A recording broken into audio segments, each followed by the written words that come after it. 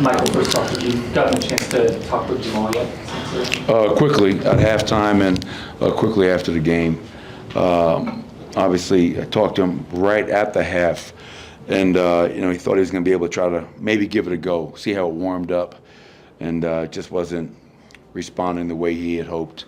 So I think it was a smart decision, not to have him out there, just trying to be, as careful as possible at this point of the season. And that's why I give our other guys credit. Reggie stepped up, CB as our backup point guard in the second half. And the most impressive thing for me is, that's 5 wins in a row. The first 4 were kind of like, ball was flying, we're getting running. And tonight was a completely different game. Tonight was a playoff game. Possession by possession, half court.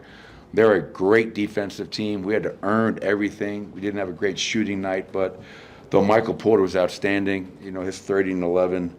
Obviously Nikola, Aaron, KCP. It's a quality win against a team that's been playing at a high level. So proud of our guys, on a back-to-back against that kind of an opponent. What stood out about the defense you got in that third quarter, especially when you were kind of without a true point guard, with Joker and a bunch of wings? Yeah, it was on nights where your offense is not clicking or you're struggling to make shots, your defense better be great. And if it's not, you're getting blown out. And that was what was unique about tonight, is that we shot 42, they shot 42. And it was we wound up winning by 6 points, very reminiscent of our finals games. Keeping them right below 100 points. But that unit found enough stops, and we were able to get enough baskets. And I thought Michael in that stretch was, I took him out with 2 minutes to go because I knew I wanted to get him back in to start the fourth rather, when I took Nikola out. And but I felt Michael's baskets and his offense were kind of carrying the day to give us that separation. And it was great to see Michael step up with, like he did in Portland. Jamal didn't play that game. Michael was outstanding. Jamal didn't play second half. Michael was outstanding. So, give Michael, Aaron, Nikola, Pope, all those guys just a ton of credit for playing the games that they played. Coach, it's the second game in a row that you've held the team under 100 points. I know that's kind of a benchmark for you guys. Do you see your defense kind of rounding into form or taking a step improvement? Oh, yeah.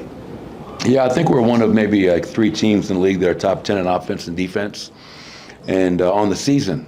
And then now 5 games in a row post All-Star break, I think our defense is probably around top 5 right now in a short period of time.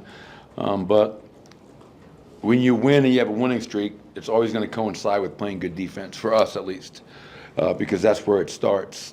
And that's why we were able to win last year. I felt our defense in the playoffs stepped up. So, we have, a tough game in LA coming up, and then we have a couple of really tough teams coming into Ball Arena to start off the month of March. So that defense has to continue these final 23 games. You've mentioned defense, obviously, without Jamal, obviously. This team has found a lot of ways to win in different ways throughout the year, and especially last year along the way to the title. Just what can you speak to finding different and unique ways to win throughout the season and then changing yourself to kind of how the game is? Well, good teams, great teams, find a way. And again, like the first 4, man, we were averaging 24 in transition, 36 assists, 68 in the paint. It was like, this is like a video game. And then tonight it was like, oh, wow, this is an elite defense. It wasn't as easy.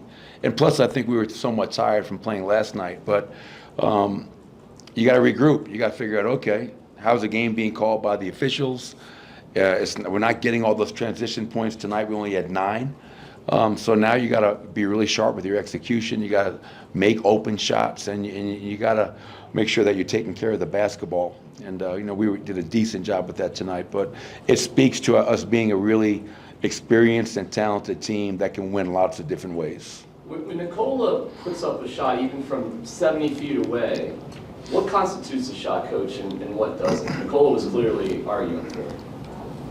That's happened in my 9 years with Nikola. You know how many times that's happened? And I think what happens is the referees are just looking at the location. Well, there's no way you'd be shooting a jump shot from 75 feet. But for me and for Nikola, forget the location. If I am in my upward shooting motion, it should be a shooting foul. Should be 3 free throws because it's a 75-foot three-point attempt. And I just want to make sure the league knows that Nikola works on 75-foot pull-ups after practice every day. But it's tough. I mean, the referees have a really hard job, especially in a game like that, where it is a slow, half-court, physical.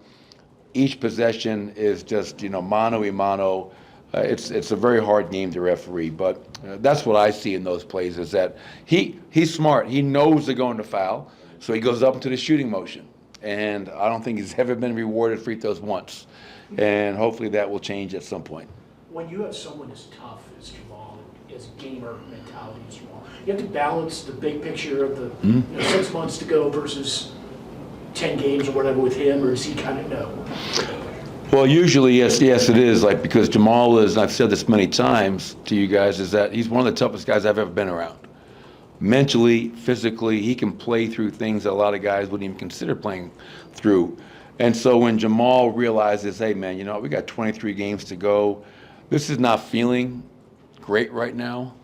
I think it's great for him to realize being cautious right now is probably the really prudent decision. And that shows also maturity.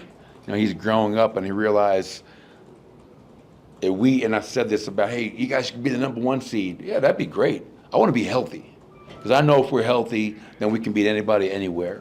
And so that's all I care about is trying to be as healthy as possible down the stretch and into the playoffs. He's dealt with ankle stuff, hamstring stuff, shin stuff this season. Do you guys, after another one that kind of piles on, do you look at trying to find him a couple games off here coming up, do you think, or will he want to play through some of that? Well, we'll see. Obviously, this is a back-to-back, so all tomorrow is going to be his meet at the plane, fly to L.A. and get ready for the Lakers.